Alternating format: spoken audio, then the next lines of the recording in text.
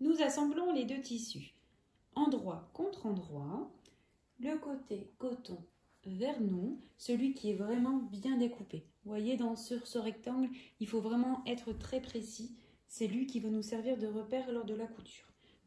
Là, nous allons passer un fil de fronce. C'est très simple. Une aiguille de couture à la main, un fil. Nous passons l'aiguille.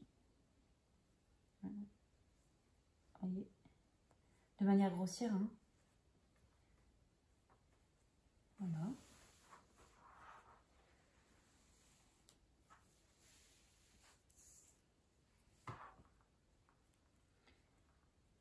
De cette manière, ça va nous permettre d'éviter que les deux tissus ne glissent. Vous voyez, j'ai épinglé un petit peu, mais ça nous évite d'épingler de manière démesurée et qui des fois, ça ne suffit pas. Voilà, nous faisons ça sur tout le tour. Je m'aligne à mon premier tissu, ici, qui lui est coupé de manière précise. Je commence la couture du côté où nous avons laissé les deux repères pour l'ouverture. Voilà, je place mon pied le long de ce rectangle, c'est lui qui va nous servir de guide.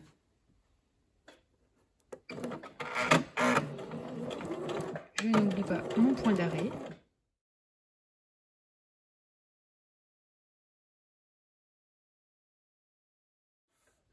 Aiguille plantée, je lève le pied, je tourne mon tissu, j'abaisse le pied et nous repartons.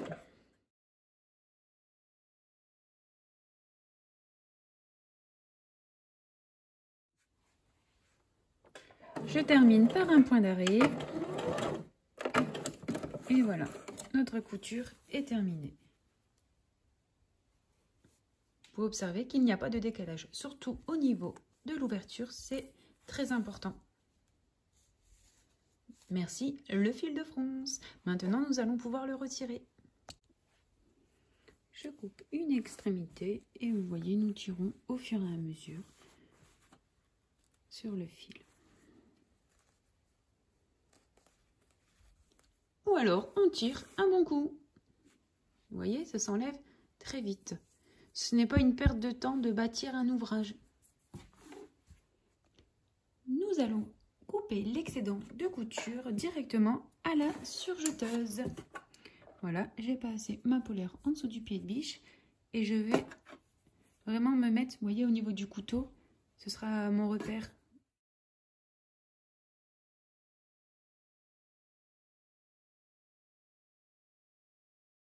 Vous pouvez faire ça tout le tour du rectangle, sauf du côté de l'ouverture. Si vous n'avez pas de surjeteuse, pas de panique, nous faisons les finitions à la main. Nous coupons au ciseau l'excédent de polaire.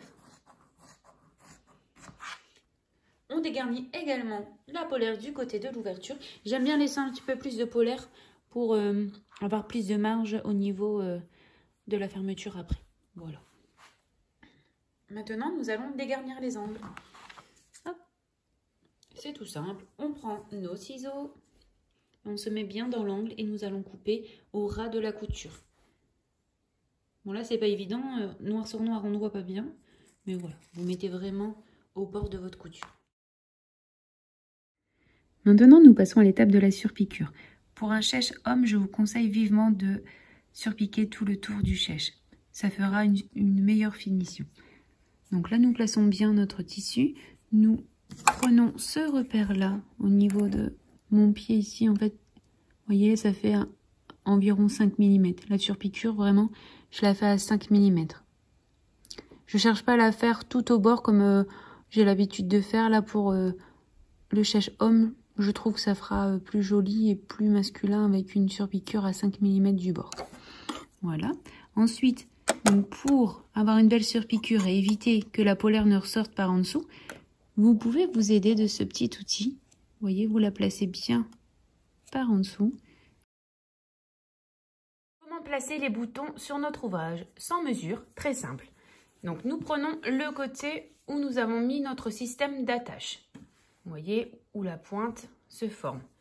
nous plions le chèche en faisant en sorte de faire revenir les deux triangles. En fait, ici, j'ai vraiment les deux côtés. Voyez, là, mon côté avec la boucle, je forme la pointe. Je fais en sorte d'aligner les deux pointes. Hop. Et voilà, ici, vous faites vos deux repères. En général, on va dire que ça se situe entre 3 et 4 cm du bord.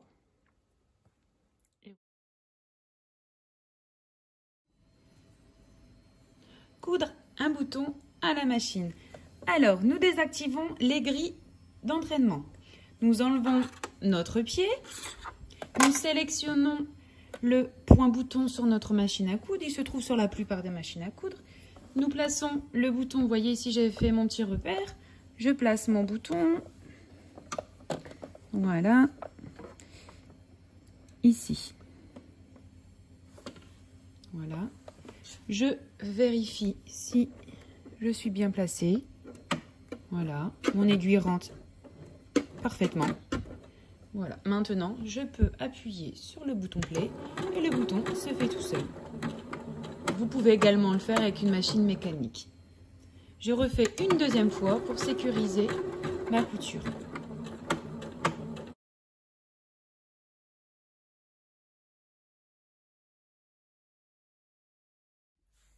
Nous réalisons un triangle équilatéral de côté 4 cm. Ensuite, aux trois angles, nous réalisons des repères à 0,5 cm. Ici, là, là, j'ai placé ces repères 0,5 cm. Ensuite, le but est d'arrondir les angles. Nous prenons une bobine de fil que nous plaçons au repère. Vous voyez, ici, on va se mettre aux deux repères afin d'arrondir les angles. Nous faisons la même chose.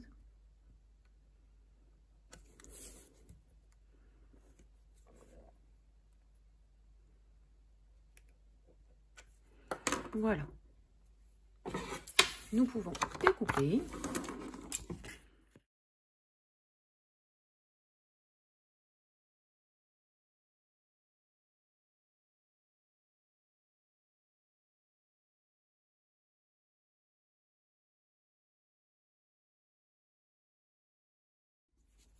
Nous prenons notre simili-cuir ou toute autre matière qui vous fait plaisir.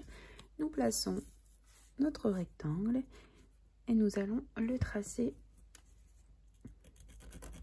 Je vous conseille d'être précis au niveau des arrondis. Vraiment bien insister pour avoir un bel arrondi.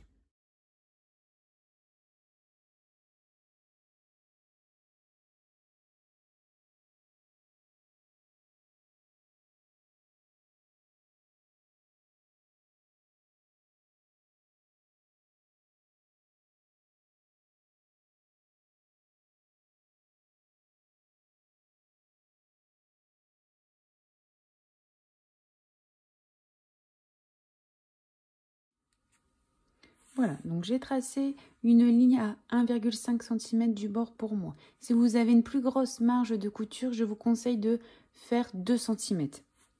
Voilà, nous allons placer à 4 cm notre boucle. Juste ici. Volontairement, je la mets de ce côté. Voilà, nous aplatissons bien. Nous faisons une couture à la machine en insistant bien, en faisant plusieurs allers-retours. Voilà, une fois que c'est fait, nous allons placer notre triangle ici. Nous allons faire la couture tout autour. Et ensuite, quand nous assemblerons les deux rectangles, il faudra bien rentrer la boucle afin de ne pas la prendre dans la couture. Au point droit, nous faisons plusieurs allers-retours.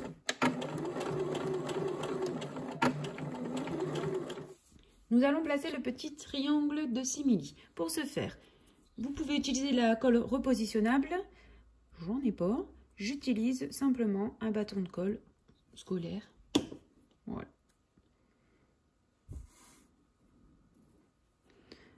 Afin de maintenir le simili pendant la couture et nous éviter de mettre des épingles.